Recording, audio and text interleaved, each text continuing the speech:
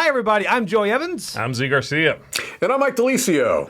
And today we are taking a look at a game, Butterfly Garden, which apparently is a reprint, and I did not know that. It is indeed a reprint of a game called Indigo from The Good Doctor, Reiner Knizia. Oh, well, that's unfortunate. No, it's fine. It's so this is, I have not played the first one. I'm sure you guys probably have. Right? Yes, we have. Mike and I both have. It's the exact same game with a different coat of paint. And the butterfly theme is in there. It was just marbles in the first one, like glass beads. Oh, all right. Well, this is a butterfly. So this seems like more of a family game. At least that's the way I played it. Mm-hmm. So we will go into what we thought about it. But first, let's take a look at how it's played. Ooh. Okay, we are set up for a game of Butterfly Garden here. This is a pretty simple game. This is set up for 4 players. It does change depending on the player count. One thing I don't have set up are these player screens. This way you can see it a bit better, but your kind of paths are all hidden by player screens, but I have all of them except for this guy kind of taken away so you can more see the board. So, first off, let's go. Oh, there are player aids on the back of these screens, which is pretty nice. So, what is going to happen? First, let me tell you how you win the game. The game ends immediately when all the butterflies have left the board and went to certain players. And then they're scored. Right here, you see that blue butterflies are worth 1, pink butterflies are 2, and the purple one, which there's only 1, is worth 3 points. So you are going to try to get those to go to your flower bed. Everybody's going to have a color. So you've got red, white, blue, and yellow. So you're going to try to get these butterflies to go to your color. For example, this one's going to want to go to white, blue, and whatever. So it's pretty simple. This game is fairly straightforward. On your turn, you are going to place a path. All right, so I've got this path here. I'm going to place it out. Say I want to move. We'll go through the center ones here. I'm going to say I'm blue. My player color's on the front of my screen here. So I am going to place it just like this in the fountain in the middle. And from the fountain in the middle, the pink ones are going to leave first.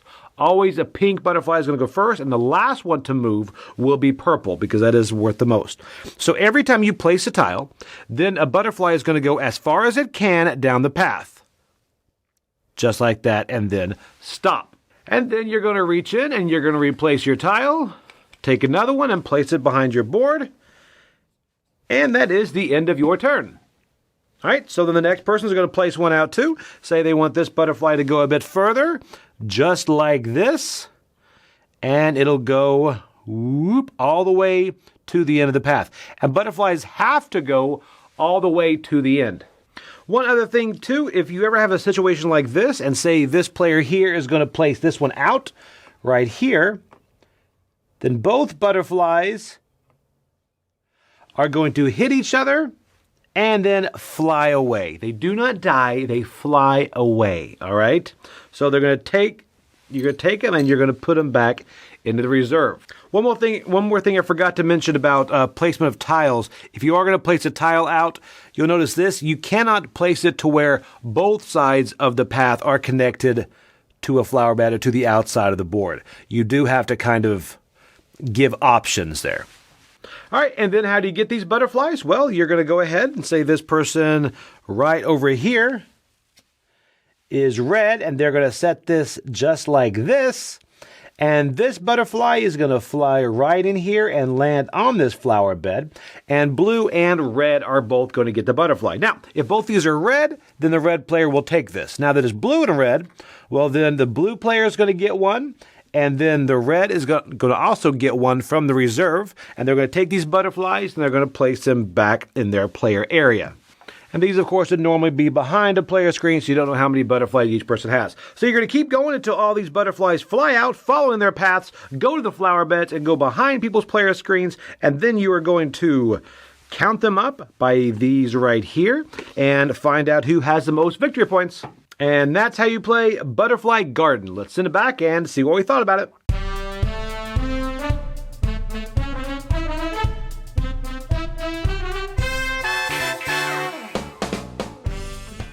Okay, so that's a quick overview about how to play Butterfly Garden. And honestly, that is probably all the rules. This is very, very rules light. Yes, it is. Yeah, so it's one of those that I played with adults, and we actually played it live on the stream for a while. And I also played this with my family. And I will say, you said the theme was not there, the butterfly theme was not there for the first one, right? Correct. It does not have that theme, yes. Okay, this was, the butterfly theme I think makes Did it... you feel it added something? I mean, for my family, yes. I agree with you, actually. I think it's if you're going to reprint an abstract game like this and you are able to add a little something thematically, then why not? And I agree with you that I think not just the theme here, but the production of those little plastic butterflies do add a little interest, especially to someone who is maybe not a board gamer. You're presenting them either, you're building where the butterflies are going to flap and you want them to come to you, or these glass beads move around on paths. And that it's fully meaningless. It's just really about the scoring at that point. So I agree with you. I'm glad they rethemed this. Yeah, I agree with that. In Indigo, it was... I think a lot of people compared Indigo to Tsuro, right? It's this idea of these tiles that have kind of meandering paths on them, and you're moving the bead along the paths. And I think, as silly as it sounds, the butterflies make sense because the whole idea of a butterfly is they kind of flitter and flutter around, and so it kind of makes sense. The other thing that I think is a bold choice, a decision that they made that I appreciate, is that this is a competitive game, right? And this is an idea where you can have butterflies clash and remove from the board. And I appreciate that they finally acknowledged what I think everyone knew but was afraid to say, which is that butterflies are vicious, vicious creatures, and they've been given this kind of free pass. Everyone thinks that butterflies are these calm, peaceful, beautiful animals. No, they're vicious creatures, and I'm glad that they finally acknowledged that with this game. So in your play of it, they eat each other. This is what happens. Yes, that's the original theme. And they took it away for being too vicious. I'm glad it's back. In the original one, when they collapsed, did they? What happened? They go away. Yes, they did. They still went away. If two things run into each other, no one gets them. Yes, that's the idea. And speaking of competitive, Mike, mentioned this, but this game has a really interesting competitive feel to it because the game is very rules light, like you were saying. It's incredibly easy to get into it. It's gorgeous and so deceptively pretty. But it can have a little bit of a bite, and it has this interesting meanness to it that is curbed, I should say, by the fact that you only have a couple of tiles, and so it's like, well, I can't really, I have to hurt you, I have to. Sorry, oh no, look at that, what a horrible thing. And so it can be very mean, but I think there won't be too many hurt feelings, hopefully, Plus, you couch that in the fact that with 3 players and some of the player counts, you have these weird shared areas, a very strange concept. And you create subtle cooperative moments within the game that is fully competitive, I enjoy that. I think it's a weird, quirky feel to it. I do. I love that feeling of the perfect move, but you don't have the tile to get it done. Oh, yeah. And you are waiting for that to show up. And also, it's interesting. This seems to be, most games are almost a team-making way, because you're going to try to team up with somebody if you're in a 3-player game, and someone's going to be left out. Right. Because you are going to have that. One thing I noticed, Alan, if you get a big lead, that's the point you want to just start crashing butterflies into each other. So no one takes them, you mean? Pretty much. I guess. That may be just a me thing. Okay. Sounds like it is. But yes, I did do that. Yeah, and I think that my favorite player count is at 3 because you do get that little shared incentive. And I agree with you, Z. It's kind of, it's just off the beaten path for a game that is very straightforward, right? I mean, again, we've already talked about how simple the rules are. That's kind of a hallmark of this designer. And I do like that element of, sometimes you're going to be playing nice with each other and sometimes you're not. It can lead to sometimes you have a little bit of a king-making thing happening in those situations, but I'll take that little bit of a trade-off to get that kind of quirk, that enjoyment of the shared incentives. It works fine at all player counts. I've actually, I've played it at 2 through 4, and I think they all have a particular charm to it, but I think my preference is that 3-player count. I agree. I like it best at 3 as well, and And yes, there is that certain quirky feel to it, and like you said, it can have a little bit of a king-making feel. That's, I would say, one of the small negatives. Another one for me is it had been a long time since I had played Indigo, and playing it again now in this edition, I did forget that there's a general sort of lack of control you feel. It's a game that sort of, moves along, sort of bumbles along almost, and that can be enjoyable to see the board develop, to see the butterflies start leaving the center. It's a very attractive game, but I don't always feel like I'm in that much of control in the game. Things kind of happen.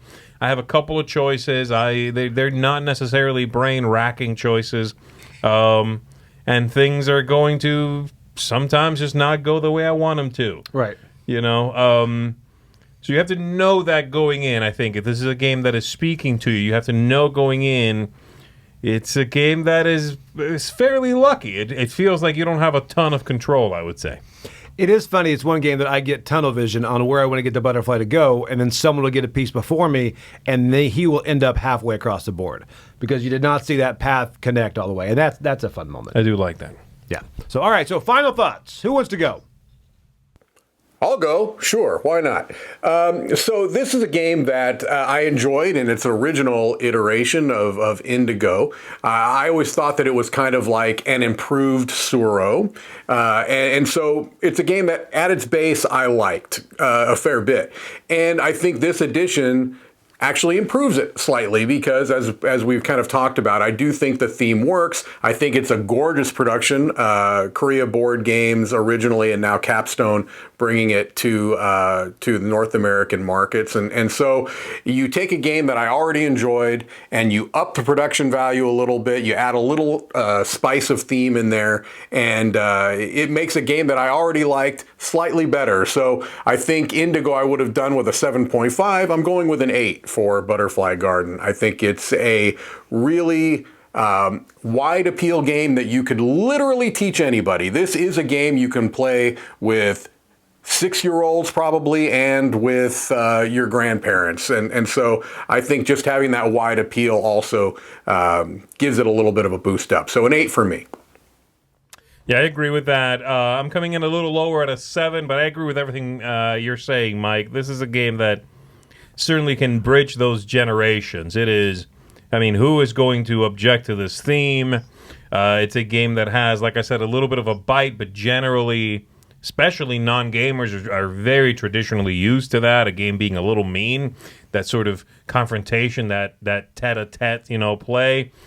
So, yeah, I think it's a lovely game, and I agree that this is a better edition. I just personally, I think, have cooled on the design. I'm finding it a little lucky. I'm finding it a little sort of, a lack of general control.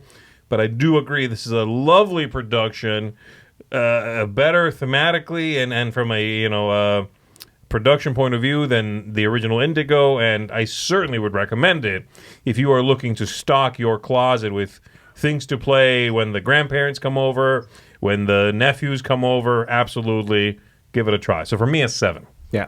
I'm actually coming back in up to an 8 on this, mainly because I do like it. It can go either way. Like, I enjoy playing with you guys because you can be aggressive to each other, But then if you are playing with a kid, that team-making thing can kind of like you help the kid go forward and do all that. I will say the theme is a big part of this for me because looking at it, it could have been freeways and you could have had cars, right?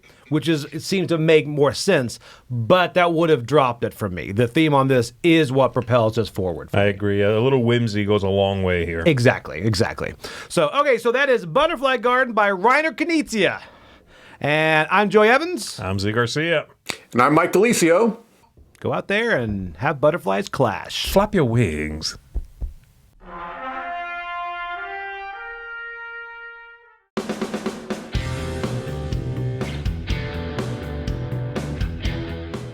Hey everybody, thanks for watching this video. If you like this review or whatever you just watched, wasn't it amazing?